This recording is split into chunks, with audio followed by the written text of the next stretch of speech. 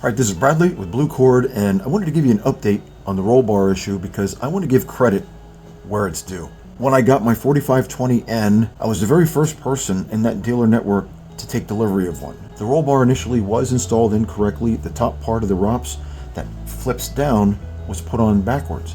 And what that meant is that in the downward position, it could not be properly locked. So let's fast forward about a year. I was in no real hurry to get it fixed, although I would have certainly been amenable to them fixing it as soon as they were able, because it was incorrect.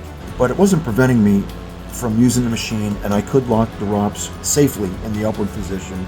Anyway, they had my tractor in a few months ago for an electronics issue. Apparently some wires had rubbed through, causing a short, which was causing some major ignition problems. They got that fixed. They did a great job. They replaced the entire wiring harness, which I was very grateful for, just to ensure that there would be no more future problems.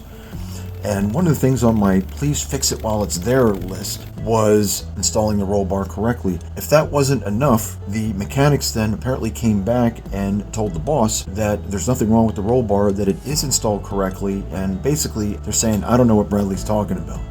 Well, I know what I'm talking about. Not all the time. I'm learning new things every day. But this particular case, I was absolutely right, and they sent the machine back, and the roll bar was still on backwards. So at this point, I'm extremely flustered. I call back in, ask if they could send somebody out from the road crew to come and fix it at my shop. I don't want to have to give the machine up for another few days. The salesperson, who used to be a former mechanic, told me that he was authorized, that he got authorization to drive out to my shop and to repair it on site. Well, that was nearly 3 months ago, and I haven't heard a word since. Now, I'm a pretty patient guy. I give people a lot of latitude. Basically, that means I give you as much rope as you want. Are you going to do a good job, or are you going to use that to hang yourself? It just so happened that a good friend of mine, Travis, who is also a certified Ventrac mechanic, he worked in another location in that dealer network. He knew that this still wasn't fixed. Now, he's salaried, but he came out on his day off and made arrangements to meet me at my shop, at my home, and the two of us, we took the roll bar off and reran all the wiring. The wiring was the issue that concerned me the most. It's just wiring issues, rerunning the wire through the box tube. It's not something I was looking forward to doing. But Travis has done this quite a few times, running the wiring for the strobes and for the work lights and such. So he knew exactly what to do. That saved me a lot of time. I'm very grateful for it. Travis is an awesome guy. He's also another service member. Travis was in the Marines. I was Army, so I mostly tease him. Let's be honest about that. So that means a lot to me. And I was so impressed with that. I mean, it's the fact that Travis is a friend of mine too, so we just kind of chalked it up to just kind of hanging out for a bit and getting some work done. So Travis corrected what I consider a major breakdown in communication, and Travis was here to fix it, and I'm very grateful for that. So kudos to him. Absolutely awesome.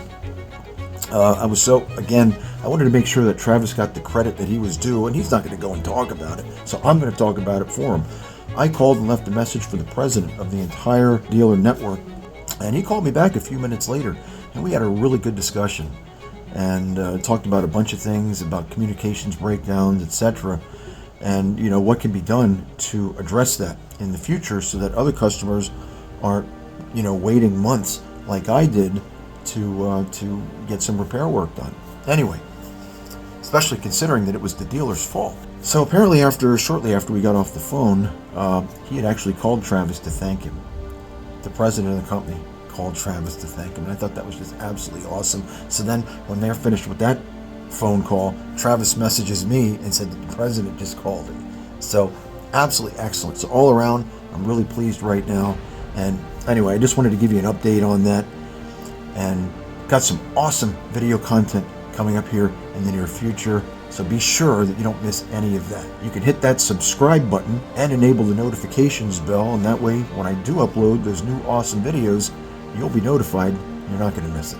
Thanks so much for joining me in this episode, and I'll see you in the next one.